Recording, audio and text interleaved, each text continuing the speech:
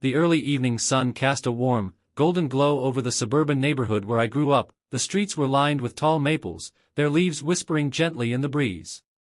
It was the kind of place where everyone knew everyone else, and children played freely until the streetlights flickered. A place that held the footprints of my childhood, memories of laughter, fights, late-night talks, and dreams. Our family wasn't perfect, no family is, but there was an unspoken bond that tied my two brothers and me closer than most siblings I've ever known. Growing up in a modest home in the Midwest, we learned early that family was everything. Our parents had worked tirelessly to give us what little they could.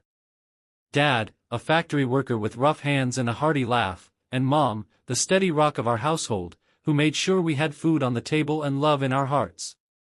I was the middle child, sandwiched between my older brother, Jake, and younger brother, Luke. Jake, the responsible one, always looking out for us. Luke, the free spirit with a mischievous grin and a wild imagination. And me? I guess I was the glue, the one who tried to keep peace when tempers flared, and the one who soaked up the chaos and still found comfort in it. Our bond wasn't always smooth. We bickered like any siblings do, but when life threw punches, we stood shoulder to shoulder.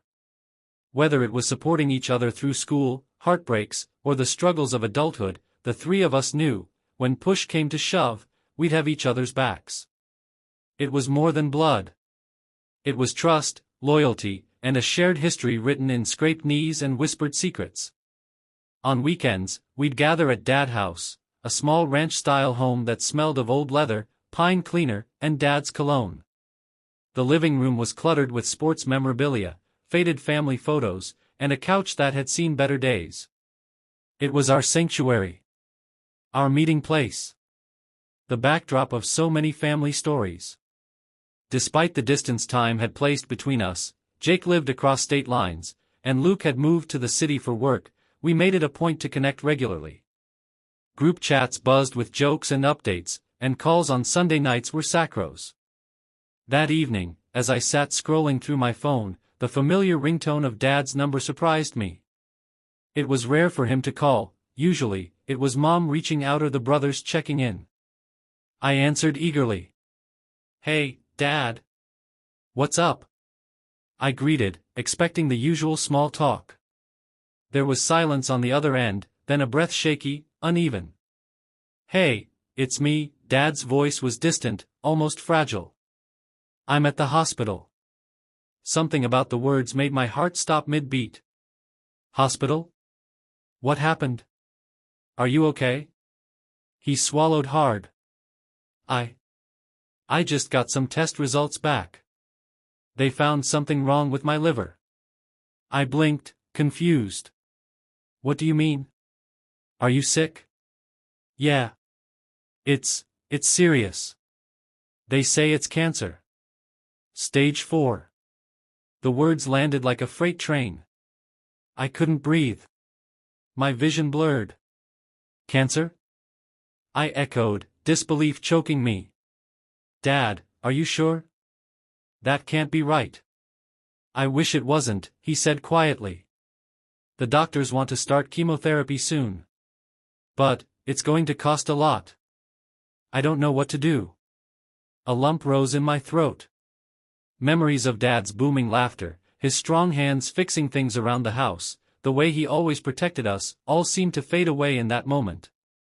I felt helpless, small, angry. "Dad, hang in there. We'll figure this out. You're not alone," I promised, though inside I was trembling. He sighed. "Thanks, kiddo. I just wanted you to know." The call ended, but my mind was racing. I immediately texted Jake and Luke. "Dad just called. Liver cancer. Stage 4. The messages pinged back quickly. "Jake, what? No way. Are you sure?" "Luke, I'm coming home." The world we knew was shifting beneath our feet.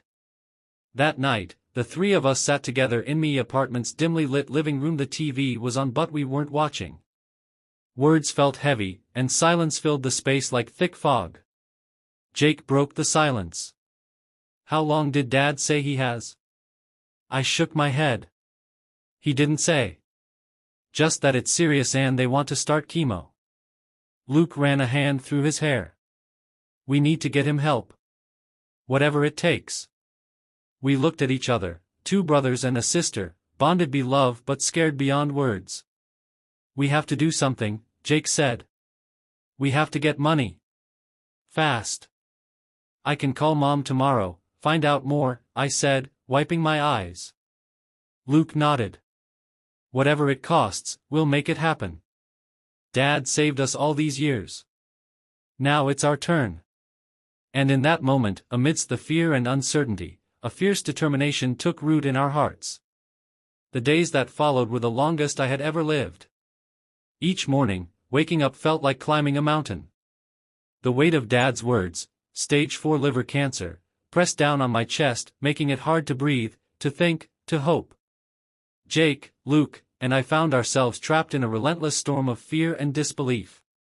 The disease was no longer just a distant threat, it was real, looming, and devastatingly final. I remember sitting alone in my car after work one afternoon, gripping the steering wheel so tightly that my knuckles turned white. I stared at the cracked windshield as tears blurred the streetlights outside. How could this happen to Dad? I asked myself, the question echoing in the silence. Luke called me later that evening. His voice cracked as he spoke. I can't stop thinking about him lying there, fighting every second. It's not fair. I know, I whispered. I feel like I'm losing him already. Jake was the rock, trying to keep us grounded, but even he faltered. Guys, we have to stay strong, for Mom, for Dad, for each other, he said during one of our many late-night group calls. But we also need a plan. That plan became our beacon. Mom filled us in with details. The chemotherapy would cost tens of thousands of dollars. Insurance would cover some, but not all. There were expensive scans, medications, and hospital stays that weren't cheap. The numbers felt suffocating. We began to explore every option, dipping into savings, calling in favors, looking into assistance programs. But the truth was stark, we needed help. A lot of it. The thought of asking for money felt awkward and humbling, but the stakes were too high for pride. We sat around the kitchen table at Mom's house one evening, the air thick with tension. Mom's hands trembled slightly as she poured coffee into 3 chipped mugs. Whatever happens, we have to do this together, she said, voice steady but eyes wet. Your father needs us. I looked at my brothers, their faces worn from worry and sleepless nights. How much do you think waned? I asked, my voice barely above a whisper. Jake pulled out his phone, scrolling through medical bills and estimates. The chemo alone could be around $80,000, maybe more with other costs. We should aim for $100,000 to be safe. Luke shook his head in disbelief. That's a lot. How are we supposed to get that? I don't know yet, Jake admitted. But we have to try. We began breaking down the numbers, figuring out who could contribute what, how to approach extended family, friends, even co-workers. The weight of responsibility settled heavily on our shoulders. We weren't just siblings anymore, we were caretakers, warriors fighting a battle we hadn't signed up for. I felt anger simmer beneath the surface, not at Dad, but at the cruel hand fate had dealt us. The unfairness of watching the man who raised us become so vulnerable. But amid the pain, there was something else, hope. A fierce, stubborn hope that this money would buy him more time. More moments to laugh, to simply be our dad. Over the next few weeks, the calls and messages multiplied. Friends chipped in, distant relatives sent checks. We organized fundraisers, sold things we never thought we would part with. Every dollar raised felt like a lifeline. One night, exhausted, I sat on my bed scrolling through the family group chat, messages of encouragement poured in, prayers and love wrapped in words. Stay strong, someone wrote. We're here for you. Miracles happen. I let the tears fall freely, allowing myself to feel every ounce of grief and hope intertwined. We were a family pushed to its limits, but we were determined. Whatever came next, we would face it together.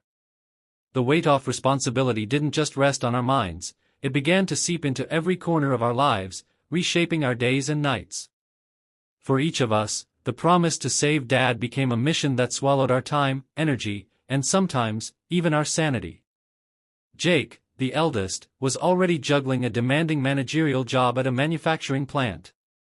His wife was pregnant with their first child, and the stress of impending fatherhood was already heavy on his shoulders. But with Dad's diagnosis, Jake's focus shifted entirely. I remember one Thursday evening, I called Jake after work.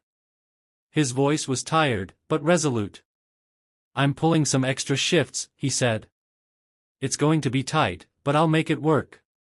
Dad deserves that." He didn't complain, he simply pushed himself harder.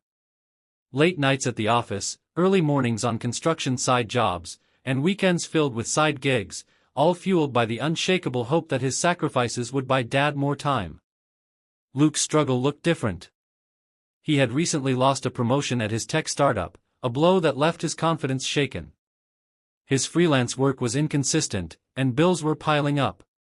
Yet, every day, he scoured job boards, pitched clients, and cut back on nearly every expense. "Coffee's my new luxury," he joked one evening, though I could hear the strain beneath his voice. "I'm selling my motorcycle next week. Need to turn that into cash." Despite his hardships, Luke never let despair take hold. He kept reminding us, "If we don't do this, who will? And me?" I had just started a new marketing role in a small firm. The job paid well, but the workload was intense. I began skipping lunches, working late hours, and taking on freelance projects to pull my share together. Every spare moment was dedicated to fundraising efforts. I created social media campaigns, reached out to community groups, and organized small events. There were nights I lay awake, heart pounding, questioning if it was enough. Yet, amid all the exhaustion, hope was the thread weaving us together.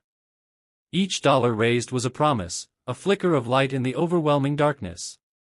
The sacrifices were real.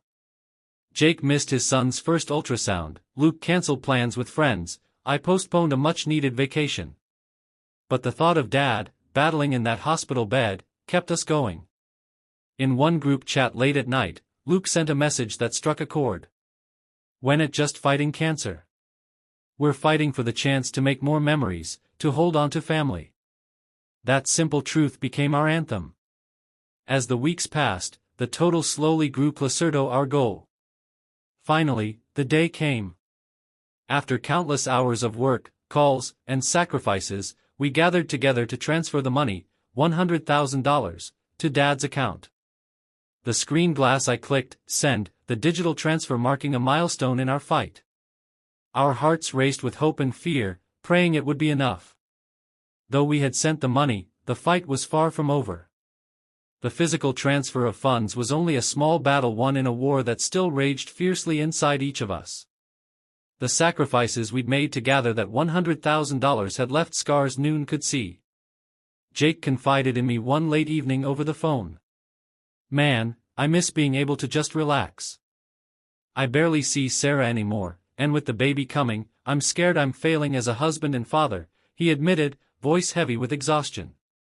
"But every time I think about Dad, about what he's going through, it pushes me to keep going." Luke's optimism often masked a deeper exhaustion. "I'm scared, okay," he told me once, voice breaking like fragile glass. "What if it's not enough?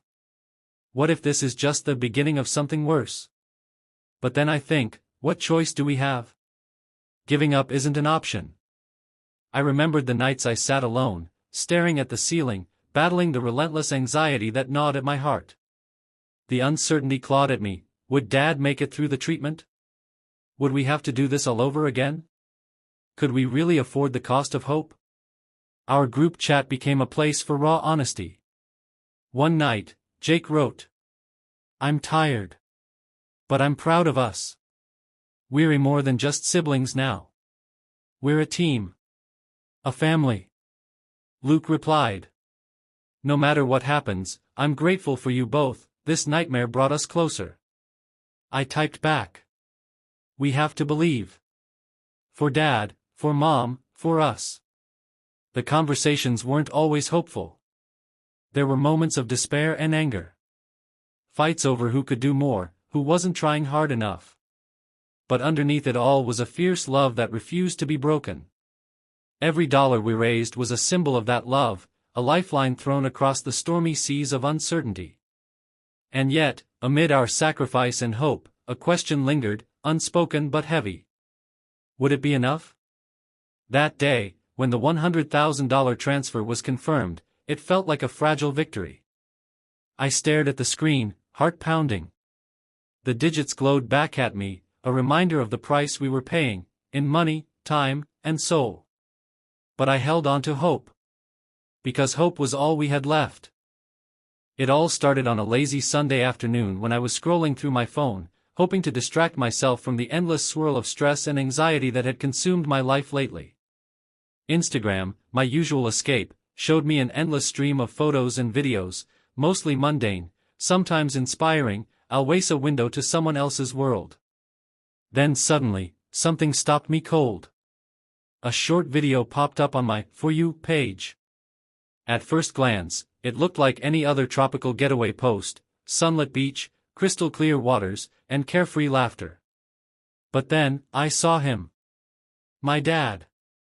Standing there on a pristine white sand beach in Hawaii, wearing sunglasses and a loose linen shirt, smiling like he'd never known illness or pain.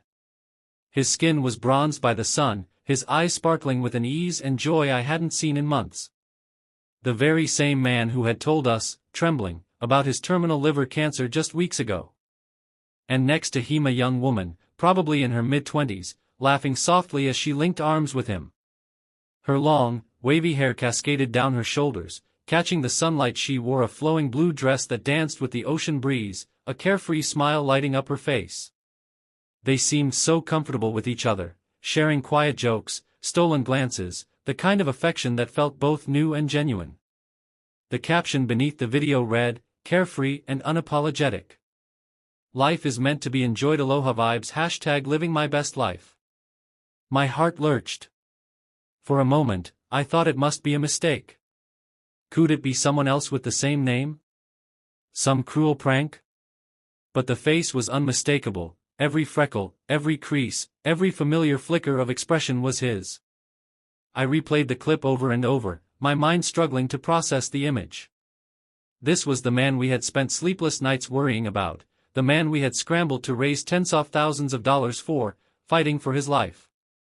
And here he was, looking like he was on the vacation of a lifetime. At first, I felt a gnawing sense of disbelief. Maybe the cancer diagnosis had been exaggerated or miscommunicated? Maybe this was some kind of therapeutic trip his doctors recommended? Hope flickered faintly. But as the seconds ticked by, disbelief gave way to a growing pit of hurt deep in my chest, a cold, twisting pain that settled like a stone. And then came the anger. Sharp, consuming, and raw. How could he live this way, laughing and carefree, when he had told us he was dying? When we had emptied our pockets and poured every last ounce of hope into his treatment? Was he lying to us? Was it all a cruel game? My fingers trembled as I tapped the screen, hesitating before sharing the video with me brothers and the family group chat. The need to expose the truth wrestled with a desperate wish to be wrong. I have to show them, I thought. They deserve to know. As soon as I sent the video into the family group chat, the atmosphere shifted. The digital space that once buzzed with casual check-ins and light banter instantly became electric with tension. Messages started pouring in, some short, others long and heated. Jake was the first to respond. "Is this for real? Dad, in Hawaii? After everything?" Luke replied seconds later, disbelief bleeding through his words. "I don't even know what to say. This doesn't add up." Mom's message arrived after a moment of silence, trembling with hurt. "How could he? We thought he was fighting for his life." Alinda, Dad's sister, who had always been a pillar in our family, wrote. "This isn't just shocking. It's heartbreaking. We need to confront this." The chat quickly became a whirlwind of pain and fury. Some questioned if Dad was truly sick or had been deceiving us all along. Others struggled to reconcile the man they knew with the carefree figure in the video. I sat staring at the screen, tears welling up as anger and betrayal warred inside me. How could he lie to us, I thought. How could he take our sacrifices, the sleepless nights, the money, the prayers, and throw it all away like this? The realization hit me with brutal force: the man we had fought to save was living a lie. One message from Luke summed up our collective devastation. We were all ready to lose him. Instead, he lost our trust. That night, the group chat was alive with calls to action, some urging patience, others demanding answers. It was Aunt Linda who decided to act. Without hesitation, she booked a flight to Hawaii, determined to see for herself what was going on and confront Dad directly. Meanwhile, the rest of us grappled with our emotions, trying to make sense of this cruel twist. For me, the pain was deep and raw. The image of Dad laughing on that sunlit beach haunted my mind, clashing with memories of hospital rooms and whispered fears. Yet, amid the storm of feelings, a steely resolve grew. This wasn't just about money anymore. It was about truth. About family. And about holding on to the hope that maybe, somehow, we could find it again. The moment I pressed send and shared the video in our family group chat, it felt like dropping a stone into a still pond. The ripples spread instantly, stirring emotions that had been quietly simmering beneath the surface. The chat window lit up with notifications, each message a new wave of shock and disbelief. Jake's first response came almost immediately. "I can't believe this. After everything, Dad's in Hawaii? How?" Luke was next, his message shorter but rawer. "I'm speechless. This doesn't make sense." Mom, whose strength had always been our foundation, typed slowly, her words trembling. "I don't know what to say. We thought he was fighting so hard. What does this mean?" Then came Aunt Linda's voice, clear and sharp amidst the chaos. "We cannot ignore this. We need answers. I'm going to Hawaii." The chat exploded into a heated mix of anger and heartbreak. Some accused Dad of deceit, calling him selfish and cruel. Others clung to hope, pleading for an explanation. Maybe he was trying to protect us, maybe it was a break from the unbearable reality. Arguments flared. Jake and Luke volleyed back and forth, debating whether to confront Dad or wait for him to explain himself. Friends and distant relatives, copied in on the chat, expressed their own disbelief and offered support, but the fractures within our family were clear. "I feel so betrayed," one cousin wrote. "How could he do this to you all?" "I don't want to jump to conclusions," another replied, "but the evidence is hard to ignore." For me, the flood of messages was overwhelming, grief twisted with fury, confusion mixed with heartbreak. We had poured our trust and love into Dad, and now it felt like that trust had been shattered. Despite the chaos, Aunt Linda's determination was unwavering. Within hours, she had booked a flight to Hawaii.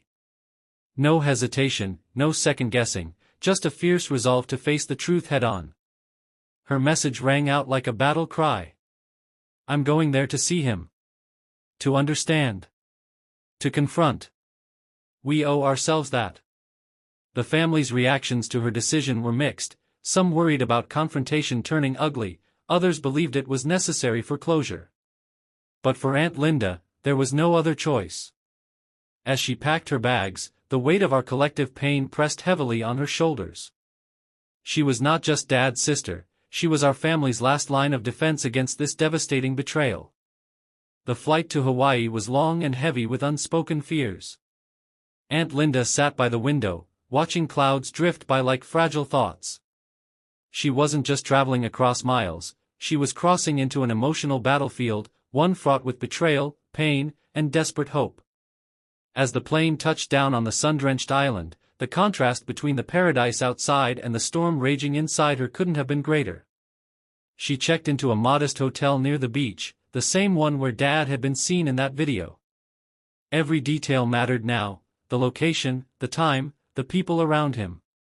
Determined, Aunt Linda spent the next day gathering information, speaking with locals discreetly, piecing together Dad's recent movements. Every new detail was a dagger to her heart, but also fuel for the confrontation to come.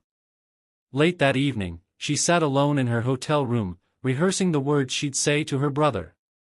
The sister who had watched him grow, who had stood by him in better times, now preparing to confront the man who had shattered their family's trust.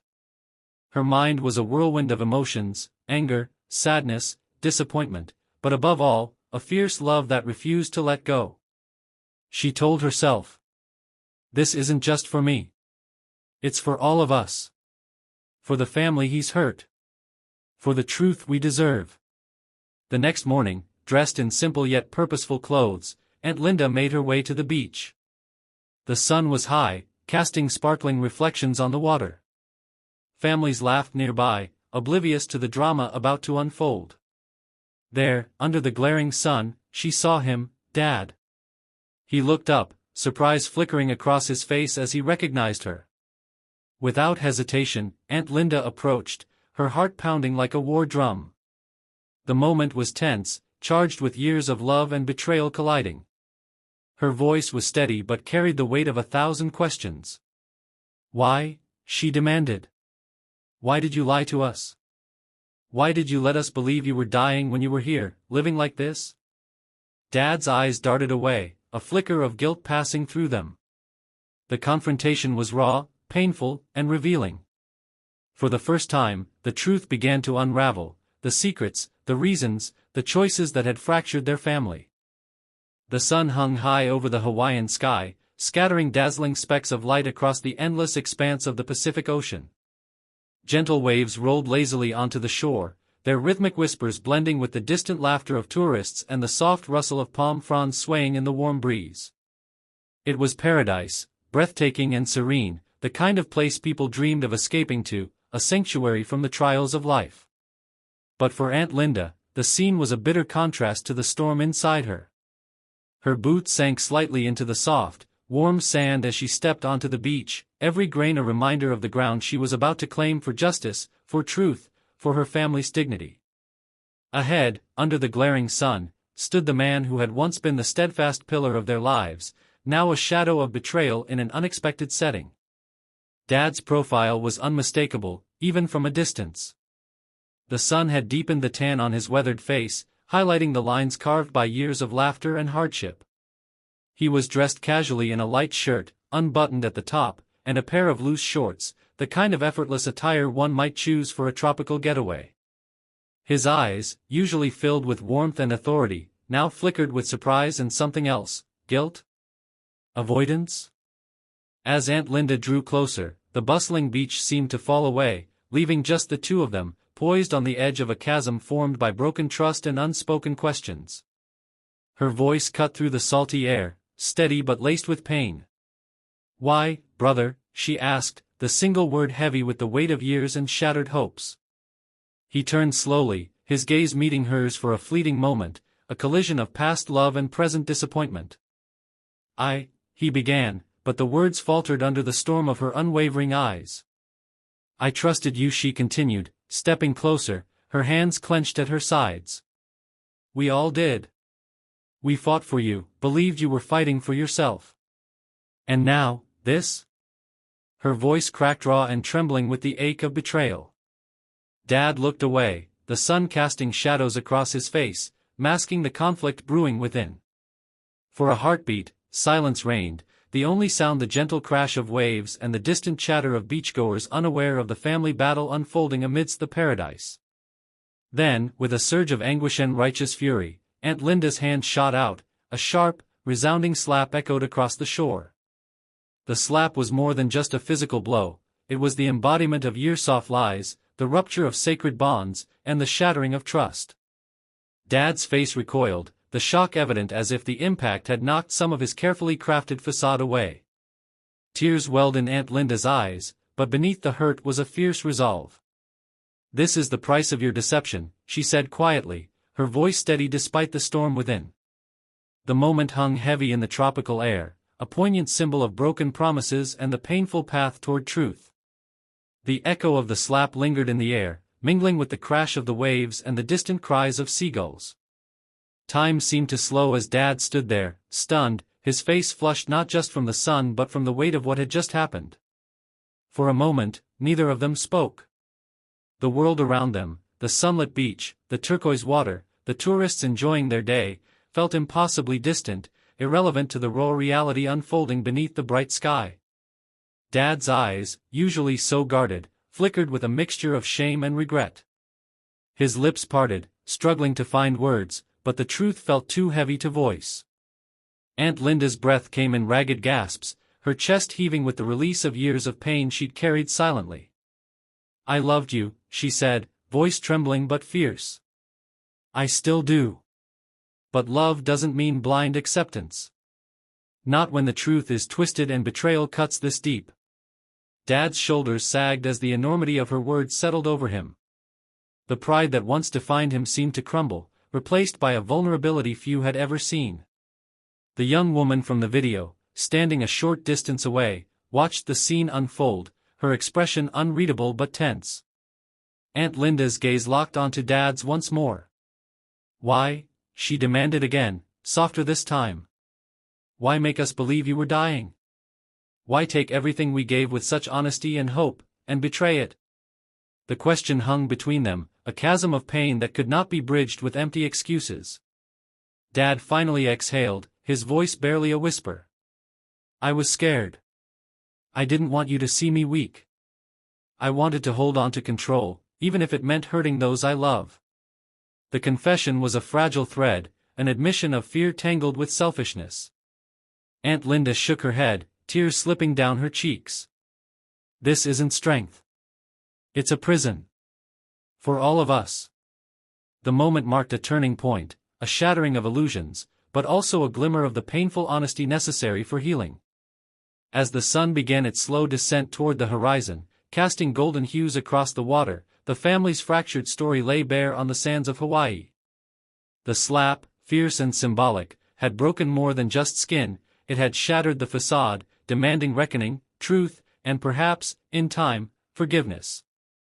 The sun had dipped below the horizon, painting the sky with streaks of orange and pink, but the weight of what had happened on that Hawaiian beach lingered heavily in my chest.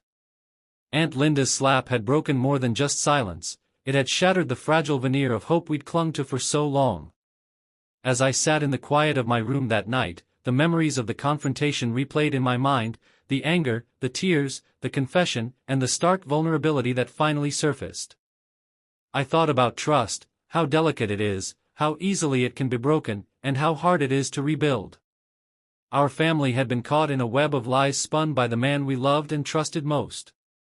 The betrayal cut deep, but it also forced us to see truths we'd long avoided. The siblings gathered again, this time not as hopeful saviors but as wounded souls seeking understanding. Jake, usually the pillar of strength, admitted one evening, "I don't know if I'll ever look at him the same way. But I still want to find a way to heal." Luke's voice, raw and weary, echoed the sentiment. "It hurts to feel betrayed, but cutting him out completely feels impossible too." For me, it was a roller coaster of emotions, anger battling love, resentment tangled with the memories of better days. In our conversations, we spoke openly about boundaries, forgiveness, and the painful journey ahead. We realized that healing wouldn't be linear. It would require honesty, patience, and perhaps most importantly, self-respect. We also learned that family isn't just about blood, it's about the choices we make to support, to confront, and to hold each other accountable. Though the road was rocky and uncertain, I held on to the belief that truth, no matter how painful, was the foundation for rebuilding. And so, as the weeks turned into months, we began the slow process of mending, not just the fractures in our family but also the wounds within ourselves. The slap on that Hawaiian beach was a symbol, painful but necessary. A reminder that sometimes, love demands courage to face the hardest truths. That sometimes, breaking is the first step toward healing. And that no matter how deep the betrayal, the bonds of family can endure, if only we have the strength to confront, forgive, and move forward.